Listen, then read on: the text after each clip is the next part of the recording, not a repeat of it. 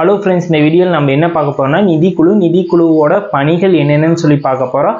First நிதிக்குழுனா என்னன்னு சொல்லி தெரிஞ்சுக்கோங்க. நிதிக்குழுனா ஒரு கவர்மெண்ட் வந்து குடியரசுத் தலைவர், மத்திய மாநில அரசுக்கு வந்து குடியரசுத் தலைவர் இது பண்ணுவாங்க. மாநில அரசுக்கு வந்து ஆளுநர் ஒரு நிதிக்குழு. இந்த இவ்வளோ செலவாகும், இந்த பீரியடுக்குள்ளே இவ்வளோ செலவாகும்னு சொல்லி ஒரு பட்ஜெட் கொண்டு வந்து ஆளுநர்னா மாநில அரசுக்கு ஆளுநர் கிட்ட கொடுப்பாங்க. அதுவே வந்து மத்திய அரசு குடியரசுத் தலைவர்கிட்ட கொடுப்பாங்க. அதுதான் நிதிக்குழு.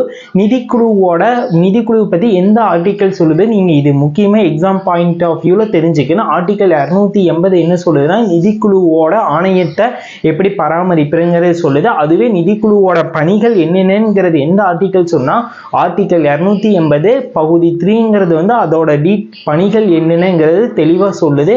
அதுக்கப்புறம் ஆர்டிக்கல் 275 என்ன சொல்லுது, மத்திய மாநில அரசுக்குள்ள மானியங்கள் பற்றி டீட்டெயிலாக எக்ஸ்பிளைன் பண்ணுது. அது இல்லாமல் நம்ம என்ன தெரிஞ்சுக்கணும்னா, நிதிக்குழுவில் எத்தனை பேர் இருப்பாங்கன்னு சொல்லி தெரியணும். நிதிக்குழுவில் ஒரு தலைவர், 4 உறுப்பினர்கள் இருப்பார். ஒரு தலைவருக்கு என்னென்ன தகுதி வேணும்னா, அவங்க வந்து பொது விவரங்களில் அதிகமாக அனுபவம் பெற்றவராக இருக்கணும். மிச்ச 4 உறுப்பினர்கள் எப்படி இருப்பாங்கன்னா, ஃபஸ்ட்டு 3 உறுப்பினர்கள் வந்து கணிதம், அதுக்கப்புறம் வந்து பொருளாதாரம், அதுக்கப்புறம் நடப்பு நிகழ்வு, இதில் எல்லாம் நிறைய அனுபவம், கொஞ்சம் அதிகமாக ஆற்றல் இருக்கிறவங்களை தேர்ந்தெடுப்பார் குடியரசுத் தலைவர்.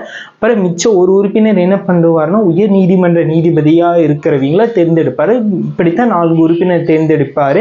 இவங்க வந்து என்ன பண்ணுவாங்கன்னா, இந்த பீரியட் இப்போ வந்து ஏற்கனவே ஒரு நிதிக்குழு இருக்குன்னா, அந்த நிதிக்குழு முடியறதுக்கு முன்னால் 2 இயர்ஸ்க்கு முன்னாலேயே புது நிதிக்குழுவை ஸ்டார்ட் பண்ணி அவங்க வந்து அந்த 2 இயர்ஸ்க்குள்ளே வந்து அவங்க வந்து என்னென்ன நடக்குதுன்னு சொல்லி கண்டுபிடிச்சி நிதிக்குழு எவ்வளோ செலவாகுன்னு சொல்லி ஒரு அறிக்கை வந்து குடியரசுத் தலைவர் கொடுக்கணும். அதுக்கப்புறம் வந்து அவங்க வந்து மறுபடியும் பதவி ஏற்று 5 இயர்ஸ் ஒர்க் பண்ணுவாங்க.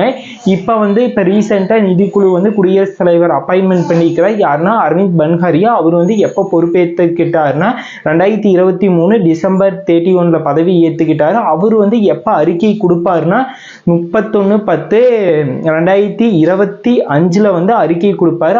அவர் எப்போது பதவி ஏற்பானா 25 அறிக்கை கொடுத்ததுக்கு அப்புறம் அதிலிருந்து 5 இயர்ஸ் அவர் வந்து ஒர்க் பண்ணுவார். இப்போ ரீசெண்டாக 16 நிதிக்குழு ஆணையம் இருக்குது. 15வது நிதிக்குழு ஆணையம் இப்போ செயல்பட்டு இருக்குது. அதோட தலைவர் யாருன்னா NK சிங். இது தெரிஞ்சுக்குங்க.